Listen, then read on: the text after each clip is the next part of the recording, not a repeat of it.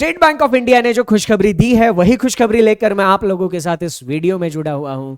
जी हां, probationary officers की recruitment के लिए एसबीआई ने दे दिया है नोटिफिकेशन। अगर आप अपने लिए एक अच्छे करियर की तलाश में हो तो आपकी तलाश यहां पे खत्म होती है।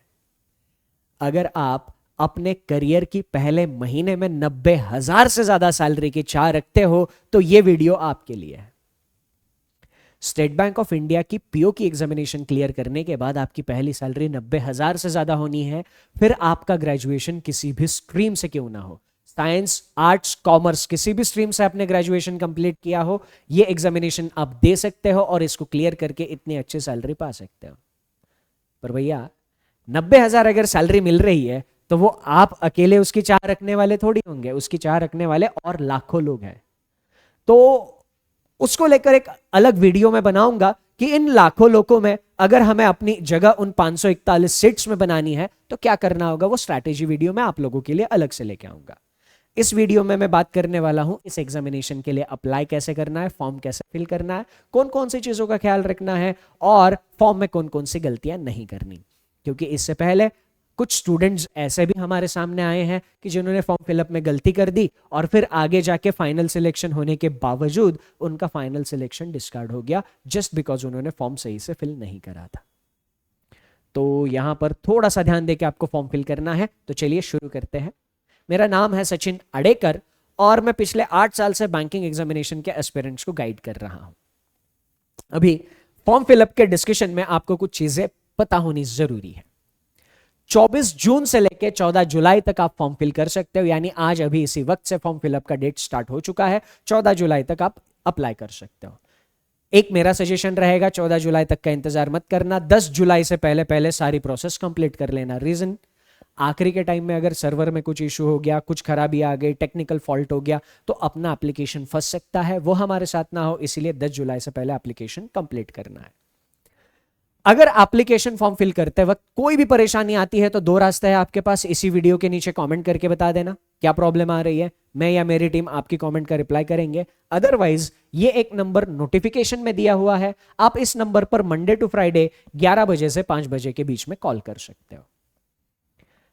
फॉर्म फिलअप का ये वीडियो जरूरी और इंपॉर्टेंट इसीलिए है क्योंकि साफ साफ लिखा हुआ होता है, एक बार आपने फॉर्म को फाइनली सबमिट कर दिया तो उसके अंदर किसी भी तरीके का चेंज आपका एंटरटेन नहीं किया जाएगा। आप कितने भी कॉल्स करो, किसी को भी कॉल्स करो, चाचा विधायक हो हमारे, ऐसा भी क्यों ना सिनारियो हो, आपके फॉर्म में कोई चेंजेस नहीं होंगे फाइनल सबमिशन के बाद। तो ये वीडियो बहुत इंपॉर्टेंट है, ध्यान से देखना, सुनना। फॉर्म फिलअप का प्रोसीजर एक्चुअली स्टार्ट करने से पहले आपके पास कुछ चीजें होनी जरूरी है। वो चीजें कौन कौन सी है? सबसे पहले आपके पास फोटोग्राफ होना चाहिए। किस फॉर्मेट में होना चाहिए, क्या डायमेंशंस है, ये सबसे पहले मैं डिस्कस करूंगा। एक बार सारे डॉक्यूमेंट्स का डिस्कशन हो जाए फिर एक्चुअली मैं फॉर्म फिलअप करके आपको दिखा दूंगा वेबसाइट पे जाके। आपकी सिग्नेचर का फोटोग्राफ होना चाहिए, लेफ्ट हैंड का थंब इंप्रेशन आपके पास होना चाहिए और एक हैंड रिटन डिक्लेरेशन है वो आपके पास होना चाहिए। जरा बात कर लेते हैं फोटोग्राफ की। आप जो भी फोटोग्राफ अपलोड करने वाले हो वो अभी रिसेंट लिया हुआ होना चाहिए। मतलब लड़कों के साथ ये दिक्कत होती है कि फोटोग्राफ में दाढ़ी मूछ नहीं रहती, एग्जामिनेशन में जाते वक्त दाढ़ी मूछ बढ़ जाती है, उधर फिर दिक्कत आती है, बिना मतलब का बेफालतू का अंडरटेकिंग देना पड़ता है। तो जैसी फोटो आपकी है वैसी ही शक्ल सूरत एग्जामिनेशन में दिखनी चाहिए। जो फोटो आप अभी अपलोड करोगे वही फोटो कॉल लेटर पे आपको पेस्ट करनी होती है, तो उस फोटोज की मल्टीपल कॉपीज आप लोगों के पास होनी जरूरी है। तो सबसे पहले फोटो की ये चीजें ध्यान में रख लेना, फोटो लेटेस्ट होना चाहिए। आप जो भी फोटो ले रहे हो उस फोटो का साइज 4.5 सेंटीमीटर बाय 3.5 सेंटीमीटर होना चाहिए। अगर इस डायमेंशन में नहीं है तो कैसे लाया जा सकता है वो भी डेमो मैं फॉर्म फिलअप से पहले आपको दे दूंगा। कौन कौन सी वेबसाइट की मदद से आप ये चेंजेस कर सकते हो। साइबर कैफे वगैरह की जरूरत नहीं है, आपको मैं वेबसाइट बता दूंगा, वहां से आप कर सकते हो। उसके जो डायमेंशंस है 200 बाय 230 पिक्सल्स होने चाहिए और फोटोग्राफ की जो भी साइज है 20 KB से 50 KB के बीच में होनी चाहिए। आप नॉर्मली अपने फोन से भी फोटो खींच सकते हो, बस फोटो क्लियर होनी चाहिए। और फोटो फोन से जब खींचते हैं तो वो इन पैरामीटर्स को सेटिस्फाई नहीं करती, बट कुछ वेबसाइट की मदद से हम ये अचीव कर सकते हैं। कौन सी वेबसाइट मैं एक्चुअली आपको करके दिखा दूंगा। उसके बाद सिग्नेचर, आपकी सिग्नेचर एक प्लेन व्हाइट पेपर पे होनी चाहिए। सिग्नेचर कंपलसरी ब्लैक इंक में होनी चाहिए, plain white paper black ink. Signature capital letters में नहीं चाहिए, है ना। ये कलाकारी मत करना, मेरा नाम सचिन है तो ये रहा मेरा सिग्नेचर, ऐसा बिल्कुल नहीं चलेगा। सिग्नेचर कर्सिव होनी चाहिए। डायमेंशन क्या होने चाहिए, 140 बाय 60 पिक्सल्स के डायमेंशंस होने चाहिए, और सिग्नेचर का साइज 10 केबी से 20 केबी के बीच में होना चाहिए। सारी की सारी फाइल्स, चाहे फोटो की हो चाहे सिग्नेचर की हो, सारी की सारी फाइल्स जेपीजी या जेपीईजी फॉर्मेट में होनी चाहिए। अब आप अपनी सिग्नेचर स्कैन करा सकते हो। अगर आपके पास स्कैनिंग की फैसिलिटी नहीं है, सीधा सीधा अपने फोन से उसकी फोटो खींच लो, और इन डायमेंशंस में कैसे लाना है वेबसाइट में बता दूंगा, है ना। बस फोटो जो खींचोगे वो क्लियर होनी चाहिए, उसमें कोई डिस्टॉर्शन नहीं चाहिए। थंब इंप्रेशन, आपके लेफ्ट हैंड का थंब इंप्रेशन चाहिए। लेफ्ट हैंड का thumb impression plain white paper पे लेना है, ठीक। उसके बाद आपको वो जो भी उस लेफ्ट हैंड का थंब इंप्रेशन है उसका फोटो खींचना है, एकदम क्लियर फोटो, वो अपलोड करना है। कौन से डायमेंशन में अपलोड करना है, 3 सेंटीमीटर बाय 3 सेंटीमीटर उसकी विड्थ और हाइट होनी चाहिए। डायमेंशन उसके 240 बाय 240 पिक्सल्स होने चाहिए, और 200 डीपीआई इज डॉट्स पर इंच। जब आप स्कैन करते हो तो ये आ जाता है, बट आप फोन से फोटो खींच रहे हो और ये पैरामीटर सेटिस्फाई कर रहे हैं, कोई दिक्कत नहीं होती। और आपके थंब का 20 से 50 केबी का साइज होना चाहिए। वो जो भी फाइल होगी उसकी साइज 20 केबी से 50 केबी के बीच में होनी चाहिए।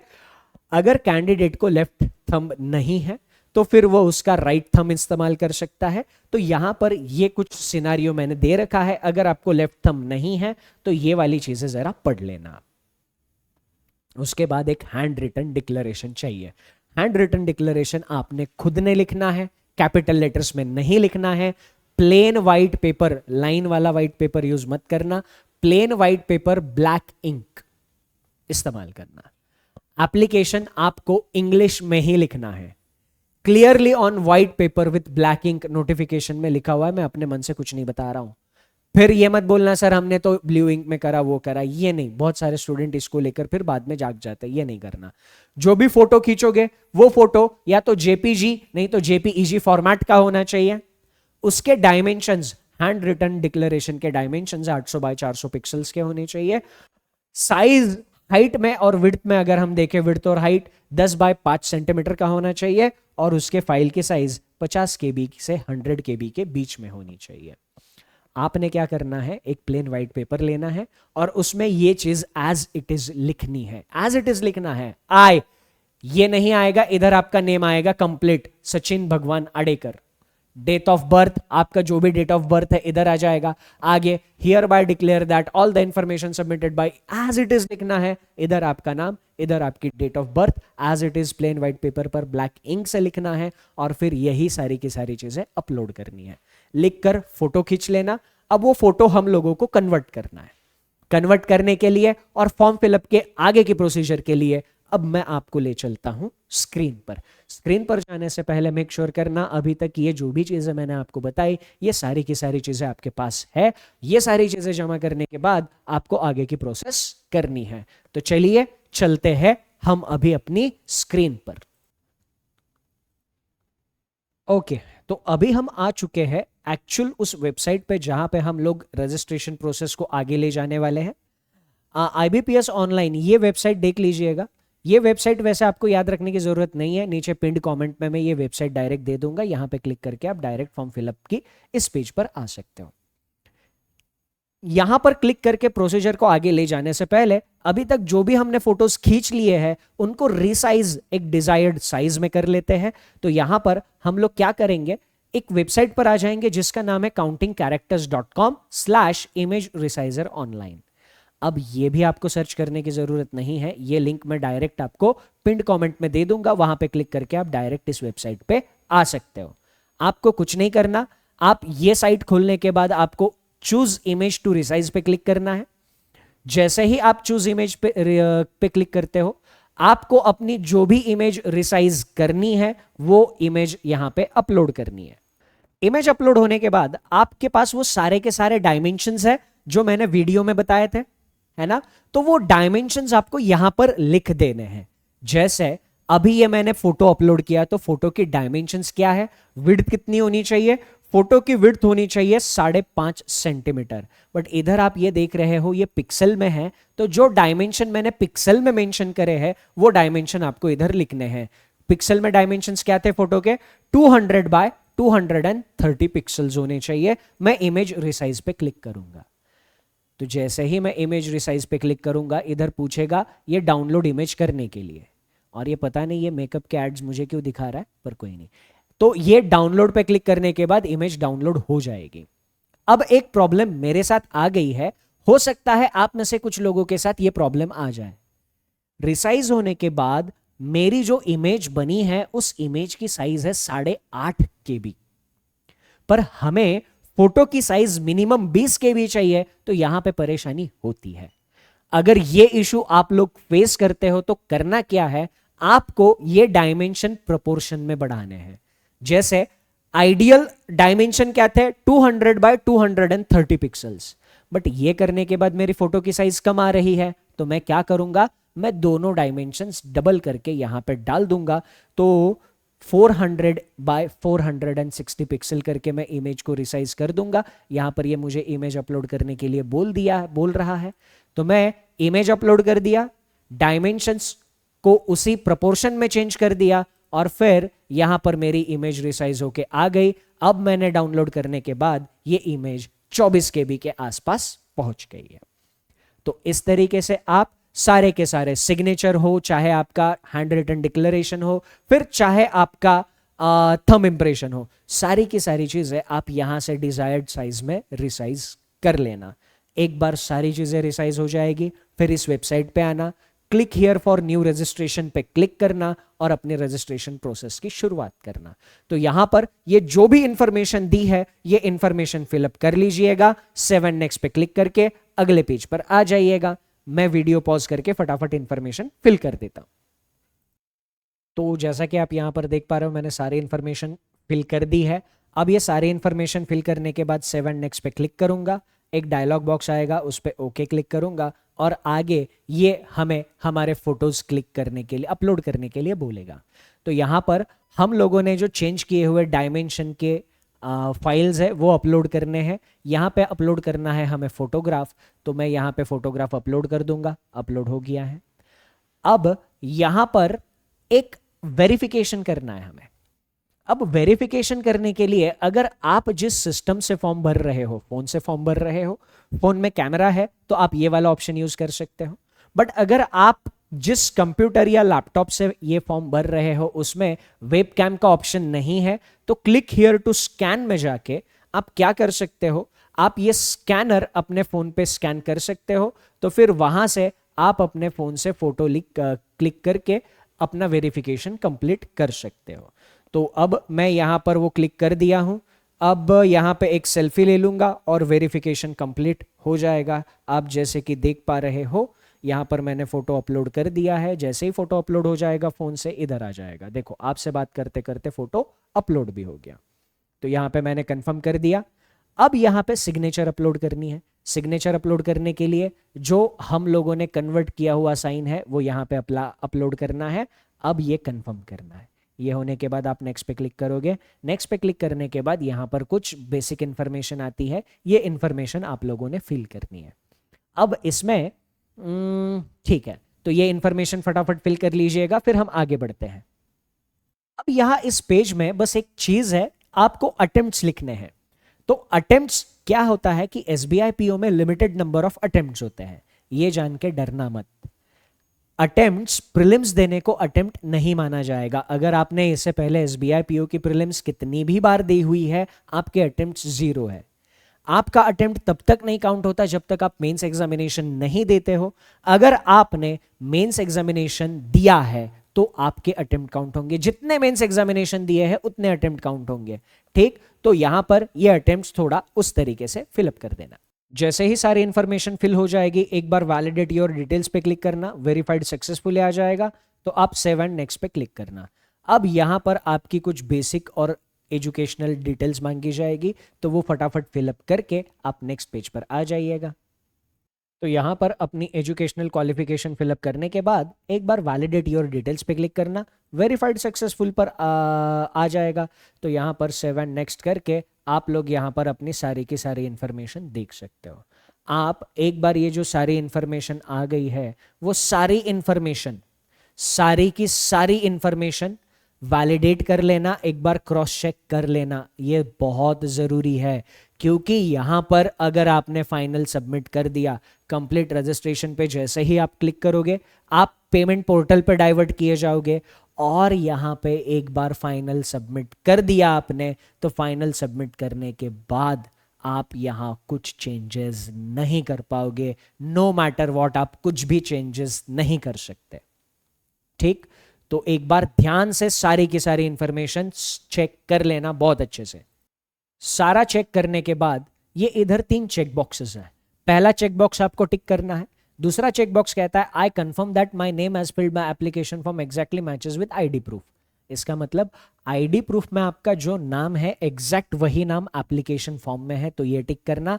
और अगर इनकेस कुछ चेंजेस है, मतलब कुछ लोगों का होता है ना कि आईडी प्रूफ पे कुछ अलग नाम है और वहां पे कुछ अलग नाम है, तो इन केस आपके साथ वैसा सिनेरियो है कि आपके नाम में चेंजेस है और जो भी चेंजेस है उसको सपोर्ट करने वाले डॉक्यूमेंट्स आप एग्जामिनेशन के टाइम पे लेके जाने वाले हो, तो ये चेक बॉक्स टिक करना। अदरवाइज ऊपर के 2 ही चेक बॉक्सेस टिक करना।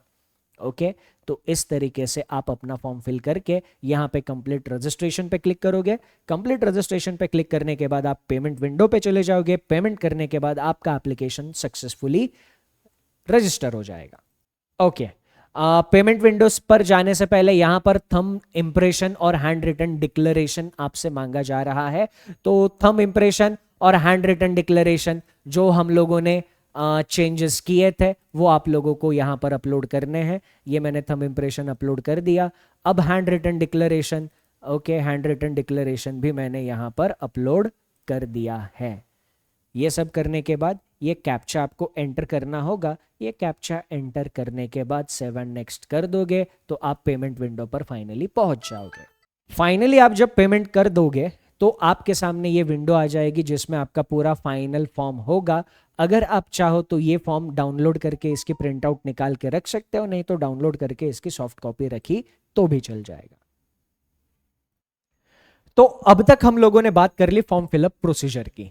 तो यहां पे फॉर्म फिलअप प्रोसीजर कंप्लीट होता है, आपका रजिस्ट्रेशन सक्सेसफुल हो गया, आपको एक एसबीआई की तरफ से मैसेज भी आ गया होगा जिसमें आपका रजिस्ट्रेशन नंबर और सारी चीजें मेंशन की गई होगी।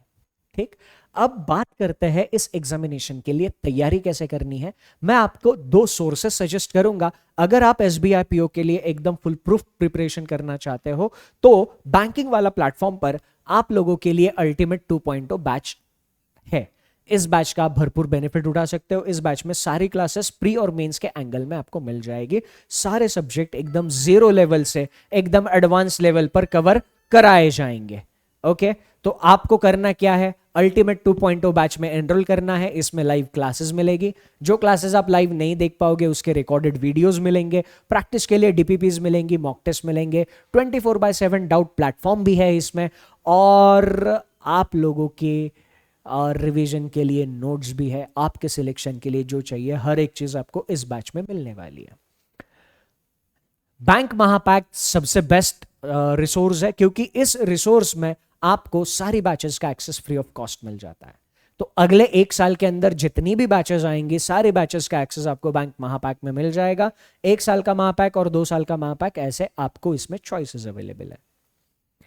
अब इसके अलावा अगर मैं YouTube से बात करूं तो YouTube पर मेरे कुछ लेक्चर्स हैं जिनसे आप अपनी रीजनिंग की तैयारी बेहतरीन कर सकते हो। एसबीआई पीओ की एग्जामिनेशन में 30 मार्क की रीजनिंग आती है। 30 मार्क के रीजनिंग में 25 मार्क के सिर्फ पजल्स पूछे गए थे लास्ट ईयर। अब ऐसे सिनारियों में आपको करना क्या है, ऐसे सिनारियों में पजल्स पर आपको तगड़ी कमांड बनानी है। तो YouTube पर आप एक सेशन देख सकते हो, 251 rules of puzzles by Sachin sir. 251 rules of puzzles by Sachin sir 13 घंटे का वीडियो है। ये 13 घंटे का वीडियो आप अच्छे से देख लीजिएगा। तो आपका जो 25 मार्क का टेंशन है रीजनिंग का वही खत्म हो जाएगा, 30 में से 25 मार्क की तैयारी तो हो जाएगी। 251 rules of puzzles by Sachin sir, YouTube पे सर्च करना। 13 घंटे का सेशन है, जैसा आपका टाइम मैनेज हो सकता है आप वैसे करके इसको कंप्लीट कर देना। यूट्यूब पर भी आपके लिए रिसोर्सेज है, अल्टीमेट बैच भी है, महापैक भी है। तैयारी कहीं से भी करो, एकदम जम के करो, शानदार करो, और जल्दी से एक न्यूज़ शेयर कर दो सर SBI PO में हो गया। That's it from my side in this short session. Thank you, take care, and सबसे important, enjoy your time. Bye bye.